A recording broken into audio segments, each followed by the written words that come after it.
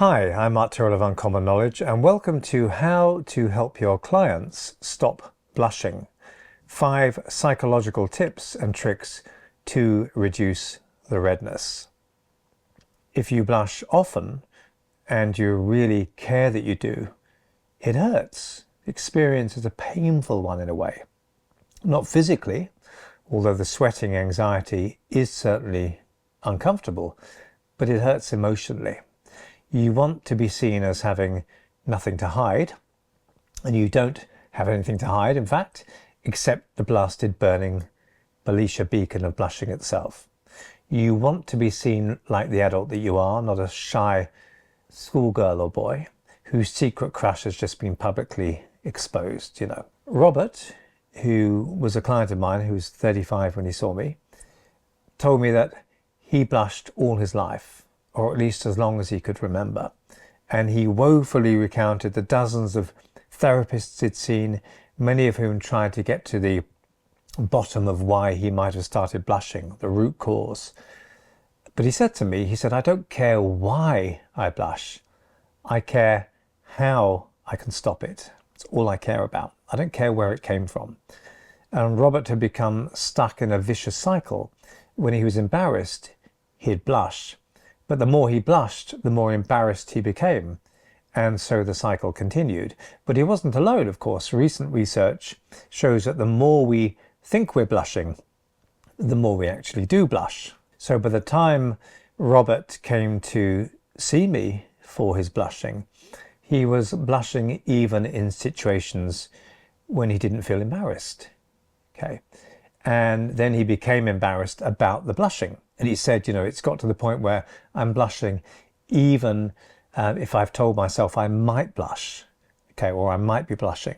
And this continuous facial heat signaling was making his daily life about as fun as root canal surgery performed by a crazed monkey with a chip on its hairy shoulder. So what could I do for Robert beyond earnest intellectualizing as to why and where this cursed problem may have originated? So here are a few ideas which may help you stop clients blushing that I found to be useful with Robert. So number 1, stop the blushing cycle by unmasking. So one way to short circuit blushing is to draw attention to yourself. Yes, really.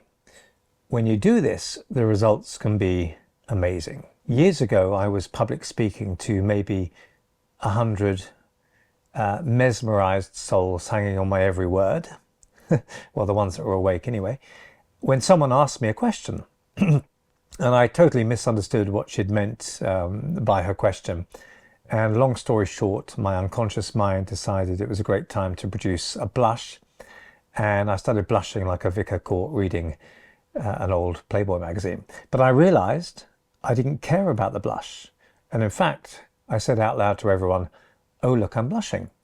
And I've been talking about unconscious process, and I said, look, something's maybe a blush here. My unconscious mind produces blush. And it was quite a good example of what I've been talking about. So the blushing was unmasked. And no one in the audience seemed particularly interested in the hue of my skin anyway, and the fact that I was blushing. And the blushing knew it. So the blushing didn't have anything to do, really. And without embarrassment, blushing has nothing to cling on to. And so unappreciated, the blushing sort of slinked off. And of course, I know it's not always convenient to call out blushing, but it's an interesting fact, that such an admission is likely to come across as quite incongruous in a financial planning meeting, I know. Now, I gave Robert the task of calling attention to any blushing.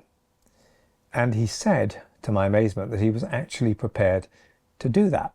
He was prepared to call out the blushing. But you know what? Like any called out coward, the blushing didn't show up. As soon as he was prepared to unmask it, he stopped doing it. And it knew it would get outed, and darn it, it didn't like it. It didn't want to be exposed. Okay, it didn't want its power stripped from it. So it didn't show up, he didn't blush. I also told Robert that in his career, blushing might even be a boon, because research shows that people deem other people who blush as more trustworthy than those who don't blush. But a beautiful reframe courtesy of real scientific research for some people. But Robert wasn't entirely immune to the allure of research that showed being easily embarrassed also correlates with being more attractive to the opposite sex. But just telling people who blush these scientific pieces of research isn't usually enough to stop them worrying about the blushing. So like any bully, take the wind out of its sails and it will slink off with its burning tail between its flaming legs. And if you don't care about it, blushing loses its lifeblood. For blushing to have power, you have to care about it. So for Robert, even just being willing to proclaim his blushing seemed to help stop it happening. It's like when you're prepared to stand up to somebody, they pick up something about you and they don't push you around anymore. So I realize this might not be acceptable in an important business meeting, but give this strategy serious consideration because it really does short circuit the whole thing. And it fits in nicely with the next tip. So number 2, stop feeling so responsible for blushing. So in the example I was talking about, I was cool about blushing. I didn't care that I was blushing, and because of that the blush sort of disappeared.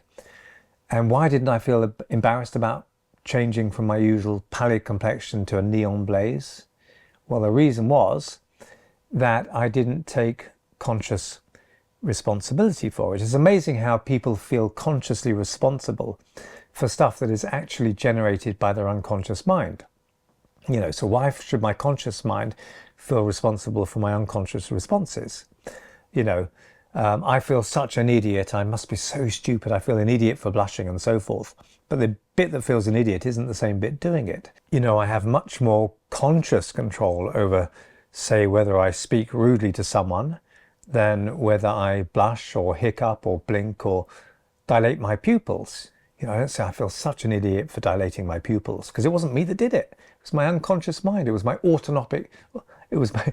autonomic nervous system that did it. So we can help our clients separate their conscious and unconscious processes. For conscious stuff, I, at least, try to take responsibility. But unconscious stuff is outside my immediate control. So I felt cool about the fact I was blushing, because in a sense, I wasn't blushing. I, the guy trying to give a good speech, had nothing to do with the blushing. I hadn't instructed myself to blush. It had just happened. So it's your client's unconscious mind that has been producing the changes in blood flow that led to their blushing. So really think about just how responsible you or your clients need to feel for the blushing. Okay, it's another part of you doing it. If your dog barks at a kindly stranger, you may feel responsible, but it's your dog, not you, who barked. Understanding and accepting this will help tip 1 feel much easier to enact, okay, which is unmasking the blushing. Oh, you know, for some reason I've unconsciously produced a blush here. I wonder why that is. So for Robert, this idea delivered before and during hypnosis was a major turning point. Feeling less responsible, after all, he'd never decided to blush, meant he began to feel less attached to it and less of an idiot for doing it. But there's an even more powerful way to stop blushing, which is number 3. Stop blushing by directing blood flow. So although we're not responsible for our blushing, we can hypnotically influence unconscious processes. Blood flow can be controlled through the use of the imagination. By spending 5 minutes a day imagining your hands heating up, around an open fire perhaps in your imagination, you'll find you can more easily direct blood into your hands at will. I taught Robert that he could actually exert some control over the temperature in different parts of his body. By focusing on his hands heating up during times when he might typically blush, he found he could actually stop himself blushing almost at will like that. Okay, he got very good at consciously directing an unconscious process, or a usually unconscious process. Indeed, therapeutic hypnosis can be extremely useful for unconscious processes like panic attacks and blushing. Cognitive therapy may not hit the mark so well because it's not the conscious mind that's producing the blush. So simply trying to change your thoughts and so forth won't necessarily impact on the blush itself. For Robert, it was at first as though the blushing was still there, but only in his hands, which was a weird thing.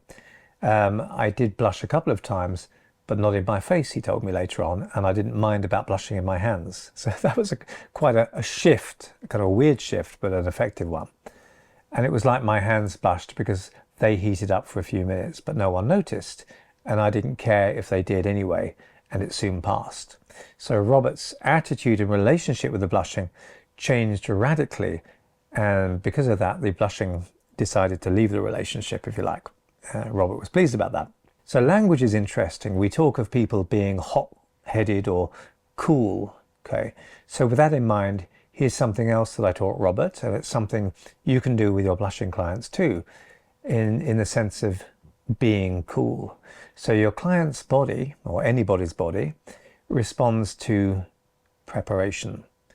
Dreading something doesn't feel like preparation, but it is. If you prepare for an event by feeling nervous when you imagine it, oh my God, my speech is next week, you're priming your mind and body to feel nervous when the situation actually occurs. You're training yourself ahead of time to have a negative response to it.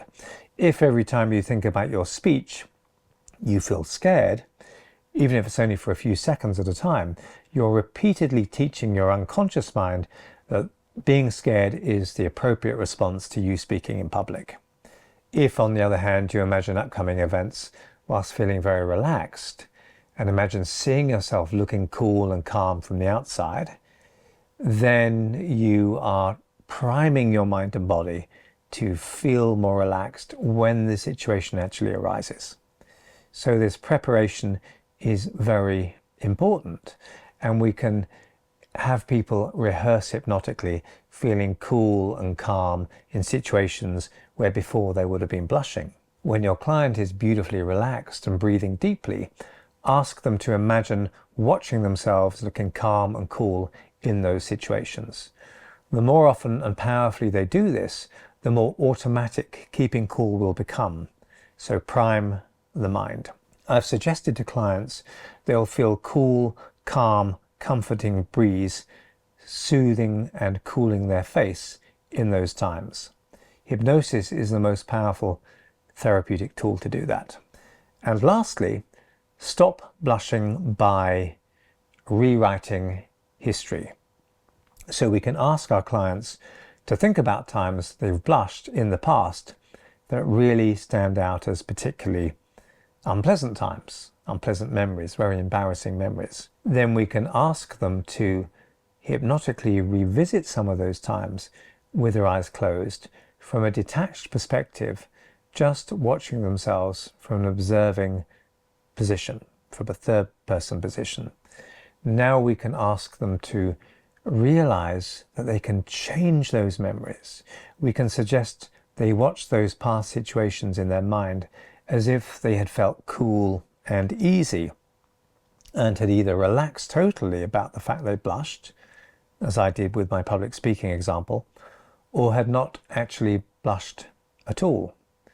This rewriting history exercise sends the message to the client's unconscious mind that actually there is no real history of blushing anyway.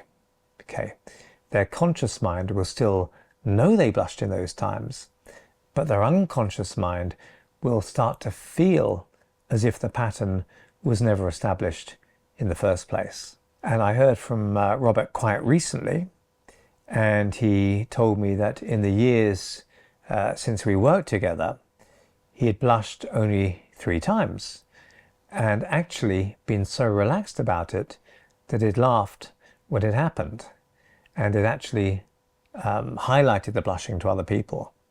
So just as laughing at a bully can diminish their power, his dismissal of blushing meant he now felt it had no power over him whatsoever, and he didn't care whether it turned up or not. In fact, he thought it was quite interesting. And generally speaking, when he drew attention to it in himself, people kind of admired him for doing that, or didn't even really care about it that much. So the greatest power in the universe, the greatest power you, I, or anyone can ever have, is not power over neighbors or nations, it's power over ourselves. So So I hope you found that useful, and if you did, please hit like and subscribe. And if you want to know when my next video is published, hit the notification bell below this video. I'm Mark Tyrrell of Uncommon Knowledge, and if you'd like to subscribe to my email newsletter, you can find it over at unk.com/blog. That's my weekly blog. That's unk.com/blog. And thanks for watching.